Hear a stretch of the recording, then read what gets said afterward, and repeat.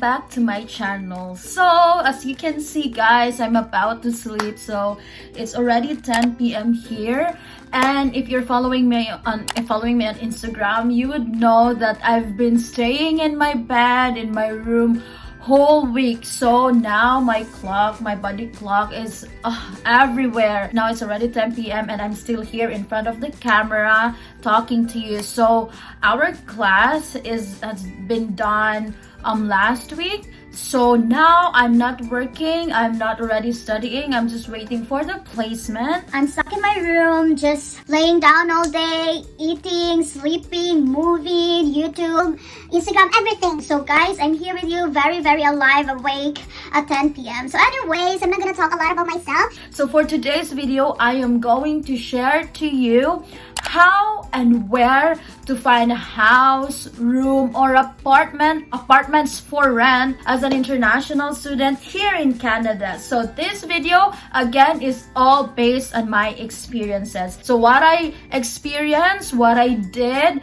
what I encountered. So those are the things or the inspirations on this video. So I hope you find this video helpful if you are looking for a new room or if you're an international or upcoming international student. So first of all, I'm gonna tell you what to expect in this video. I'm gonna introduce myself to you and the reason why I'm making this video. And then next, I'm gonna give you some ideas on the kinds of accommodations you will find here in Canada. So third, I'm gonna tell you where to find a house, apartment, or room for rent here in Canada. And then number 4, I'm gonna give you ideas or tips on where or what is a good location to find a house, a room, or a place to stay here. Number 5, how much and how to apply. And then number 6, what to avoid or what are the things that you shouldn't do when you're looking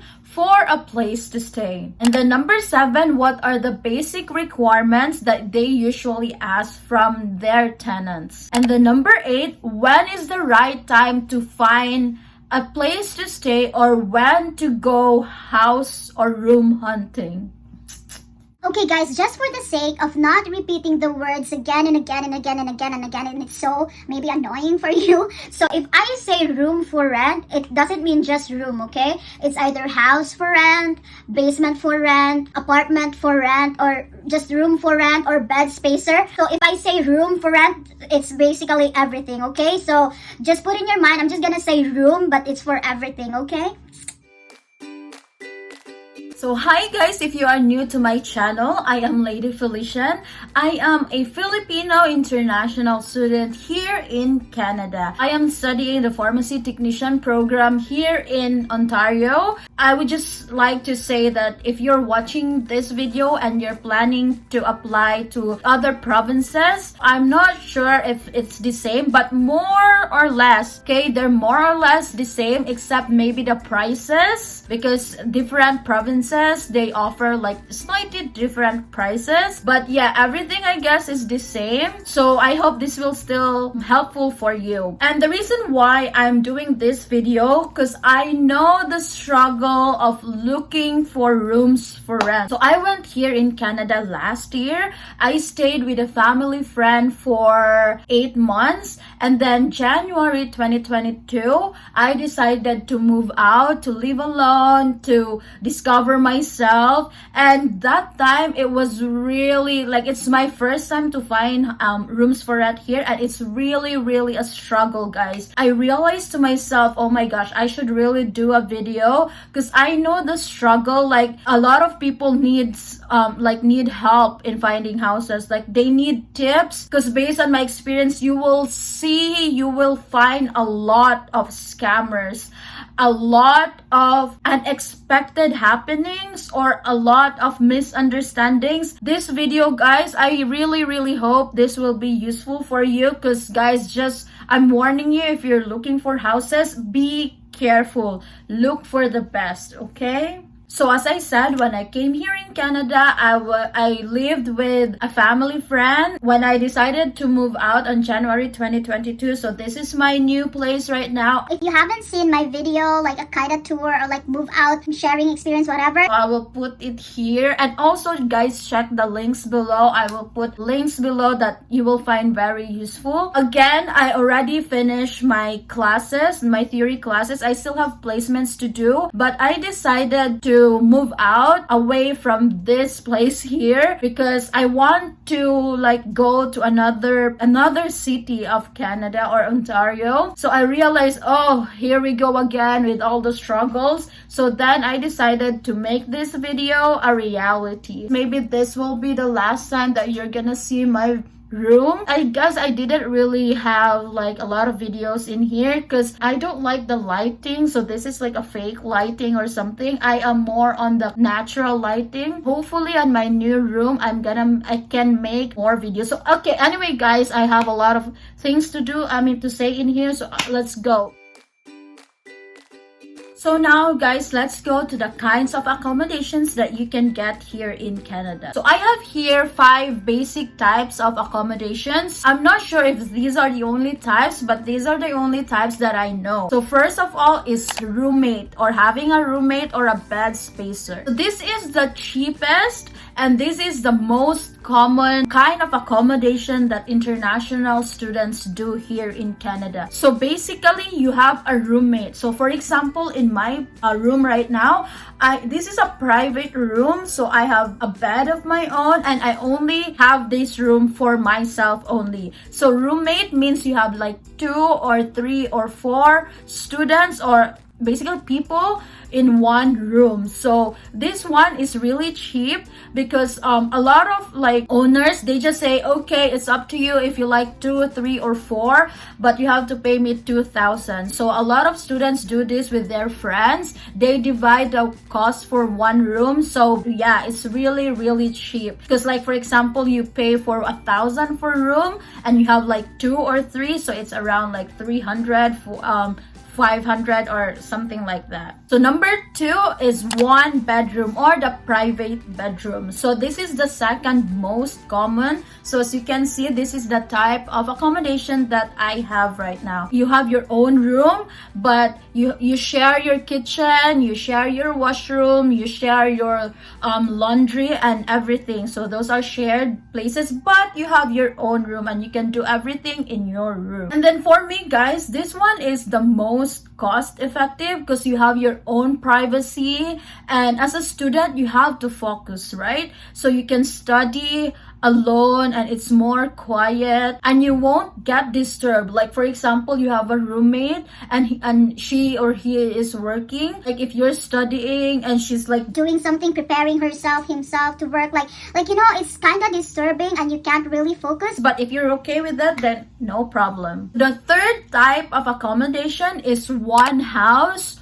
or 1 apartment. You own the own house or you own the whole apartment. So a lot of people also do, especially those people who have like family or like, I'm not sure what it's called, but like only one student, but they bring with them their husband or their wife and they can just work and stuff like that. I will put the right term in here because I forgot. They rent the whole apartment or the whole flat or the whole house. So this is kinda expensive. You pay like around 3,000 to 5,000, depends on the location. If you want peace of mind, then yes, this is a good choice. You have your own bedroom or bedrooms, 2 or 3 around, like maybe like that, and you have your own washroom, you have your own laundry, you have your own kitchen, so you can do whatever you want in your place. Number 4, the school residences, or sometimes it's called dormitories. In the Philippines, we call it school dorm or school dormitories.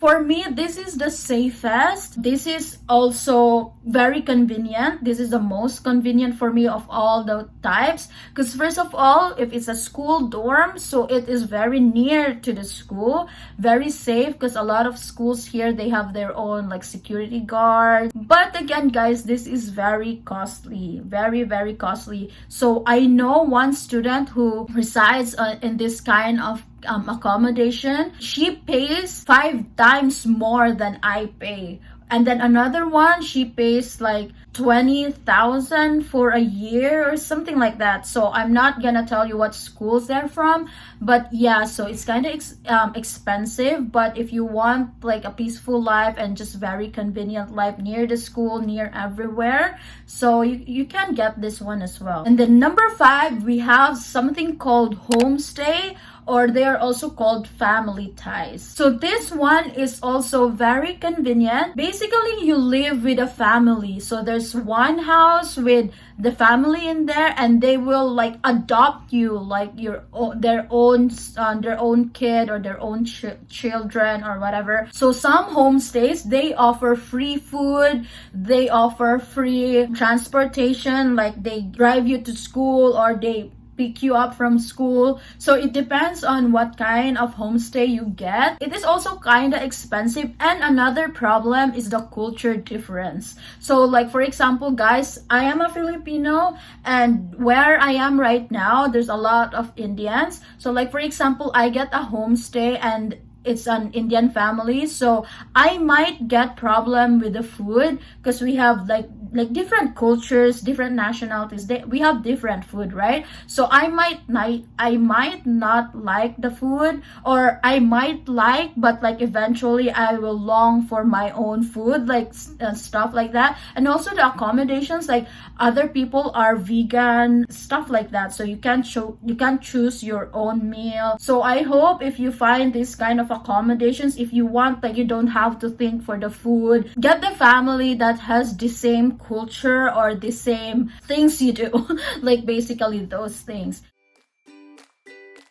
Now guys, let's go to the third agenda of this video: where to find a room for rent or a place to stay. So I guess this is one of the most important part of this video. So number 1 is school websites for school residences or dormitories, or school recommendations. So some schools, guys, sometimes they give you like recommendations, or like they have like partnerships with outside accommodations. They sometimes give you like a list of companies or list of websites, like links. You can call them, you can message them. This one also is kind of safe, or like safer than the normal ones. Since the school is recommending it to you, they must assure that it's really safe, because they've given it to you, right? So their name is also at stake, right? So guys, if you plan to stay in a school residence or residences, message the school, ask for the requirements, ask for the mode of payments, ask when is the last time for booking or for appointments, or if it's part of the tuition. Like some schools, it's already part of the tuition. So you better ask the school for that. You cannot ask anyone else except the school. For the school recommendations, again, you can email the school. If they don't give you like directly, you can email them and ask them if they have recommendations, because sometimes students just get on their own, but maybe they have recommendations. You just have to message them. And the number 2, this is where I found this place and the place that I'm transferring to: Facebook Marketplace. So for me, guys, this is the most common and the most suggested to look for a room to stay or a room for rent. Because usually, guys, these people who post room for rents, they are more responsive. So you can just message them on Messenger. Of course, you have to have a Messenger or a Facebook to use this one. So what you have to do is just search for the location. Like for example, what I did is I just put room for rent near Mississauga, or room for rent near Toronto. Or you can also search for your school and then do the 5-kilometer radius or 3-kilometer radius. It's up to you how far do you want or how near do you want. Also, guys, you can choose here based on the type of accommodation that you're looking for. You can put like room for rent or apartment for rent, bed spacer for rent, or like looking for a roommate or something like that. And you can also adjust it or choose based on your price. So you can adjust it like only until 1,000 or only until 800. So it's up to you. So the negative part of Facebook Marketplace, there's a lot of scammers, guys. So be careful. In this video, I'm gonna tell you what are the things to avoid or what are the things that you shouldn't do when finding a place to stay. So watch until the end of this video. So the third one is still on Facebook. So I call it Facebook groups. So on Facebook, there are a lot of different groups that you can find a place to stay. It's either you search for location, so you can search like room for rent groups in Brampton, or room for rent groups in GTA, or room for rent groups in Canada or in Ontario. Or you can also search for school like Sheridan college students room for rent groups or something like that. There are a lot of Facebook groups that you can find like this. And also you can search for your country of origin, like for example Filipino community room for rent, or rentals for Filipinos in Canada, or like Filipino community. I will also put it on the description box below. So guys, if you want to ask me anything, just ask me on the comments. But please, before you ask, please check the description box below, because I'm gonna put there everything that I shared on this video, all the links, okay? So check the description box below before you ask me on the comment section, okay? And then number 4 is Kijiji. Kijiji, guys, first of all, this is an app, so you have to create your own account. I also tried looking for the rooms for rent here, but the problem on Kijiji, a lot of posts here are not updated. So if you message them, a lot of them don't reply. So this is one of the disadvantage for me on Kijiji. But the same thing as Facebook Marketplace, you can filter your searches based on the location, based on the price, kinds of accommodation that you're looking for. Again, be careful with Kijiji, guys. A lot of scammers too, especially guys if you look for like posts and it's just one picture and it's not even clear. So be careful with those posts. And then number 5 is Craigslist. As I was looking for rooms for rent, I always see videos telling like open Craigslist and stuff, a lot of recommendations, but personally I haven't tried this one. I've seen like a lot of bad reviews for Craigslist. There's also like a lot of scammers in here, but also a lot of people do recommend this one. It's just that I always find my room or like my ideal room on Facebook Marketplace first. So now I'm gonna tell you which are, for me, good locations to find your accommodation. So I have here 2 things to consider if you're looking for a place to stay. So number 1 is travel time wise. So I call it this way because as the name suggests, travel time. So basically it's near the school, or it's more convenient if you're a commuter, or if you don't have car in here, or if you're just taking bus or trains. So if you have a part-time job, you have 2 options if you consider this idea. So first is you have to choose a place near your school, or the second one is choose a place near your part-time job. So when I was first looking for a room for rent, I was thinking that I will find a place in between my work and the school. So for me, that was a bad idea, because if I'm in between them and they're like far apart, so I have to get a bus going to my school, and I have to get a bus going to my work. So a better idea is choose a place or find a place that is near one of them. In this way, if it's near your school, then you can just walk to your school, so you can already save. You can just travel to your work. Or if it's near your work, then you can just walk to your work and then you travel to your school. So at least you can save at least 1 bus ride. So the second idea is budget wise or budget friendly. So guys, it's not surprising and it's not a secret that if you find a place near the school, they are usually very, very expensive, especially when the school is near like the main places or in the city center, or they call it downtown here. So other people would also choose to travel like an hour or an hour and a half, because they can still save if they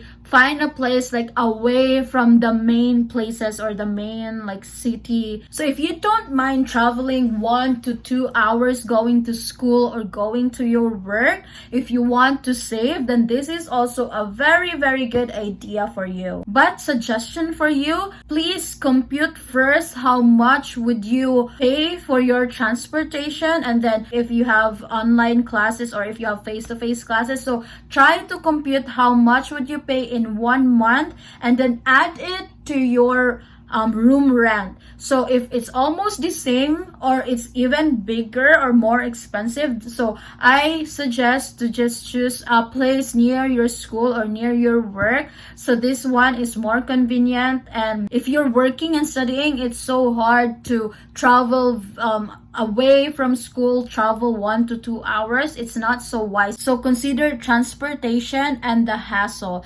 Guys, if you're an international student, you are here to study. And if you are living away very far from your school, when you arrive from school or from work, you're already exhausted, then I don't think you can focus on school. So guys, this is just maybe 1 year or 2 years of sacrifice. It's like very, very expensive near your school. Then maybe you can try like maybe a 30-minute drive or 30-minute bus ride. Don't go too far, especially on winter. It's so hard if you're just riding a bus in here. As much as possible, if you can invest on a room for rent near your school, it's way much better. Okay,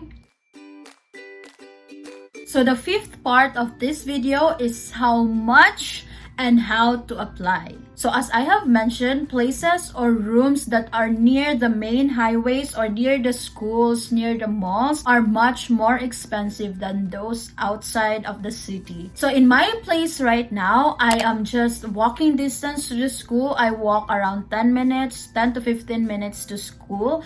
I pay 650 per month. So in locations like this, private rooms with shared utilities cost around 600 to 800 per person. So for shared rooms of about 2 to 3 people in one room, they usually pay around 400 to 550 per person, or 1,500 to 2,500 per room, and it's up to them how many people inside the room, so they just have to divide and share the cost. If you want to save and you want to stay in a 1 to 2 hour bus ride areas, so for a private room it costs around 450 to 500 per room. Like that's a private room as what I have right now. And shared rooms, they usually cost 300 to 400 per person. For a room that it's up to you how many you are, it's gonna share the room, it's around 600 to 1,000 per room, and you just have to divide it. I know there's a difference if you live near the school, near the plazas, near the main highways, compared to living outside of the main areas. But if you're gonna think of it, you have to pay for the transportation, and then you have to do the very hassle travel. If I were you, I'll just choose somewhere near the school. If you can't afford like a very expensive one, then go with a shared room near the school. Again guys, these are the things to consider. So the first one is the location. So for me, I'd go with the most cost effective, somewhere near the school or near your work. And the number 2, guys, be careful, especially if you're just living here alone, if you don't know anyone here. Choose a place that is safe. So for ladies out there, ask for your roommates if they are guys, or how old they are, or what they do, or if they are girls, if they bring their boyfriends. Also consider the distance to the bus stops. Remember, if it's winter, it's so hard to walk. To some areas, they don't have like bus stops, especially when it's like kind of rich society or like rich community where people think that, oh, they don't need buses in here. So consider the distance from the bus stops, and also consider the extra bills. So a lot of people get hooked by, okay, 350 per month, but that's the electricity, the water, the Wi-Fi, the parking lot, everything is not included. The laundry, if you get a very cheap one but everything is not included, then you still have to pay. So it will reach maybe like 500 or 600 per month. But if you get like a 600 or 650 or like a bit costly, but it includes water, it includes all the, like everything is included, then you can save, right? So be sure to ask like what's included in that one. So now let's go to the next question. How to apply? For school residences or school accommodations or school recommendations, you have to email the school, you have to connect to your school, because different schools, they have different ways on how to get these accommodations. For websites like Kijiji, Craigslist, or Facebook, obviously you have to make your own account first. So different posts, they have different ways on how to apply. Either you call them, or you go to the place, or you email them, or like there are different ways to apply. You message them through Messenger. So again, guys, be careful with these websites. A lot of scammers in these websites. These websites are kind of safe if you just have to learn or to read who you are talking to. There is also another good idea that I can suggest to you. If you have friends or family here, or like relatives here in Canada, try to ask them if you can stay for a bit in their house. So this is also very, very safe. You can find when you're already in here in Canada. So, and also they can help you looking for a good house or a good place to stay. So if you have someone here in Canada, ask them if they have extra room for like at least maybe a week or a month. They usually offer for like to help you find a place for you. They know how things work here in Canada, so they have an idea. Okay, this one is a bad location, or this one like they smells a scammer or whatever. And the best thing here is you can see the rooms first. You can talk to the post creator or the owner of the house or the room before you actually pay or give your payments. So now let us go to the most important part of this video. What to avoid and what are the things that you shouldn't do. Do not give any payments unless you've personally check the room. I know this is hard for international students who are still in their countries and they just want to look in advance for this places to stay or rooms for rent, so that when they come here they already have the place to stay. But if you know someone here, if you have a friend or relative here, ask them a favor if they can do it for you. Like they can check it for you, like, oh, I found this room, can you please check it for me? But if you don't have anyone in here, guys, as much as possible, ask the post creator or the owner of the room or the house to like do a video chat of the room. At least you can check the entire room or the outside. Ask for like any kind of identification in case they need a payment, like advance payments or like deposits. Also ask for the complete address of the room, and if the owner is not staying on the same house, ask them for their address just to make sure where, like, if things happen, like you know where to go, right? Number 2, usually owners here, they ask for 1 month advance and 1 month deposit. So they usually ask you for a down payment before you move in, because like it's like, you know, a hold payment or like a down payment kind of thing. If you're away or if you're from a different country, ask them if you can only give them half of the month, or even just 1 month, and then just promise them to give the whole amount once you move in or on your move-in date. Never give the full amount. I'm not saying everyone is doing this, but I know a lot of people who got scammed after giving the payment. Do like a deal, something, because I know they will understand. And again, ask for any identification documents, picture, their names, the address. Number 3, do not deal with so good to be true rooms. So for example, they offer you like a $400 or a $350 room, and it's already like private room with private washroom, private kitchen and everything, and they're gonna tell you, oh, you have to pay now because this room is very good. This room, a lot of people are asking for this room, so you have to pay now, now, or else you lose the room. These kind of people are probably scammers.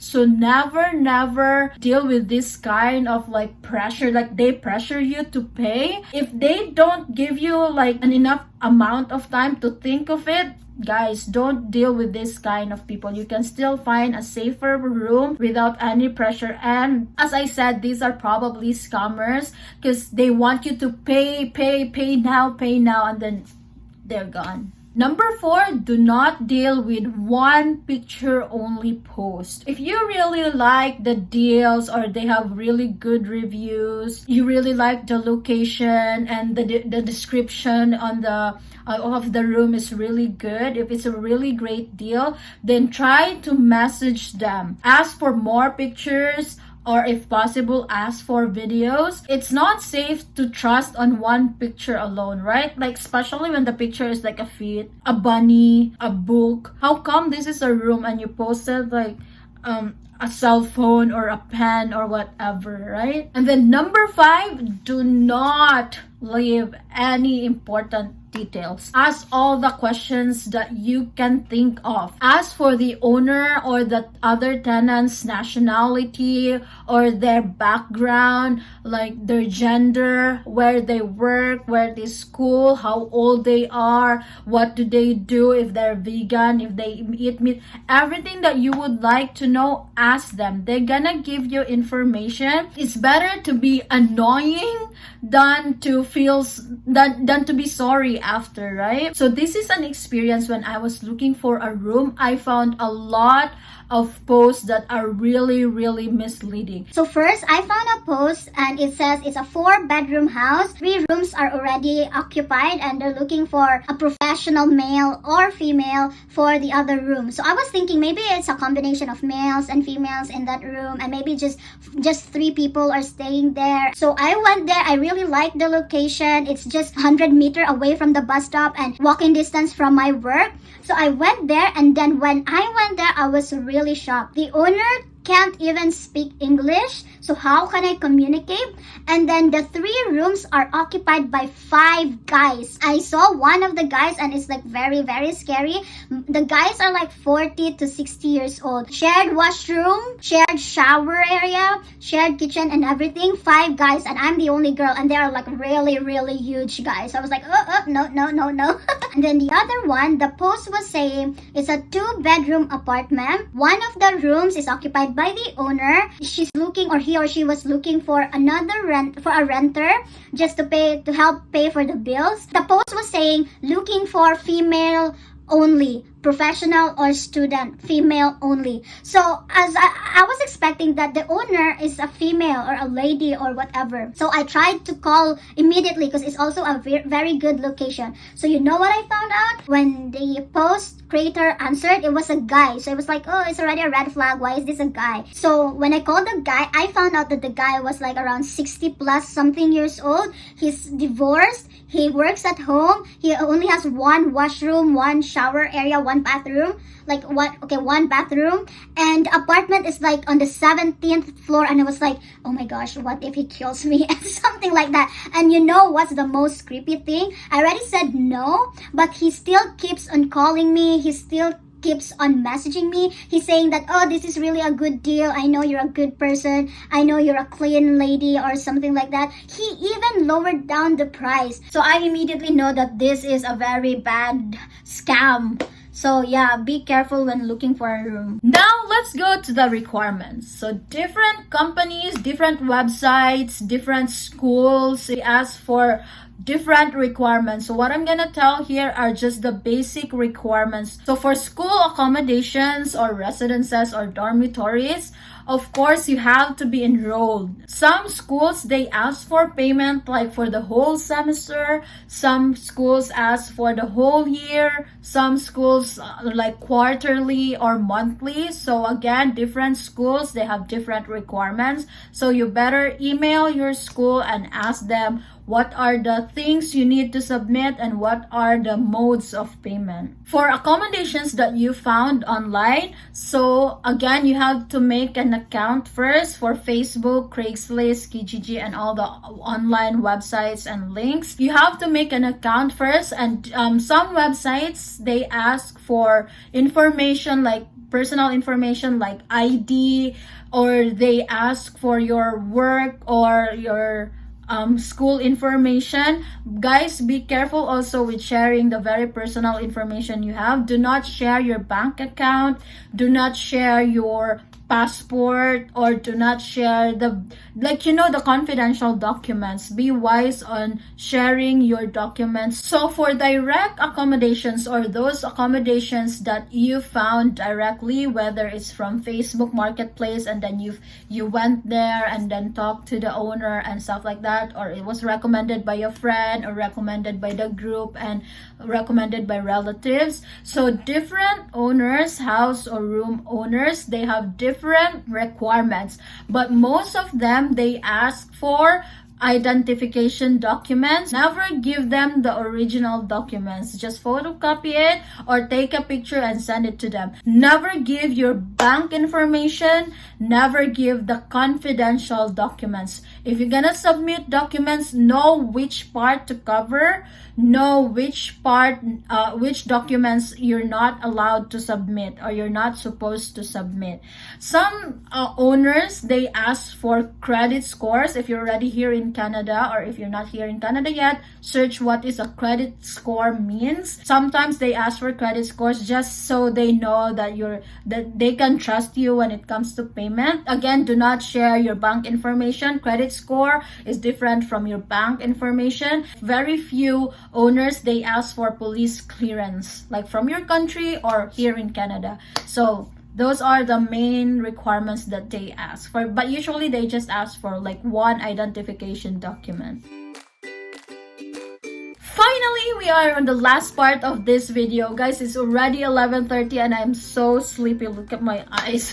Okay, now let's go to the last part. When to start looking. If you are an international student and you are looking from your country, if you haven't applied for your study permit first, be sure to apply first. And then the moment that you submitted your application, while waiting for the result, then that's the right time you look for the accommodations. But please, I suggest you do not deal with anyone yet. Do not give any payments yet. Do not say, oh, I'm coming here and blah, blah, blah, and talk to the owner unless you already got your approval. No one is looking forward to get denied from their application, but things just happen. We don't want to pay and just lose the money because some owners, some of the people, they don't give refunds. Be sure to get the approval first, and as much as possible, just get your ticket first, like just for sure that you're really coming in Canada and everything is clear before you pay or before you give your down payment. Be sure to tell them your exact date when you're gonna arrive here, because they might think, oh, you're coming here next month, but you're not coming here next month yet. You're coming like 2 months from now. So be sure not to forget to tell them when is the exact date you're moving in. So that's it for today's video, guys. I know this is a long video. I hope you find this video helpful. I hope you got a lot of good ideas in here. If you have questions, don't hesitate to comment down below. But as I said, please check the description box first, because everything that I missed or everything that I mentioned, in here. I will post it. I will put it on the description box. All the links, as far as I can find all those things that I've mentioned, I will post it on the description box. Only ask on the comment section those things that I haven't mentioned. If you want a quicker reply,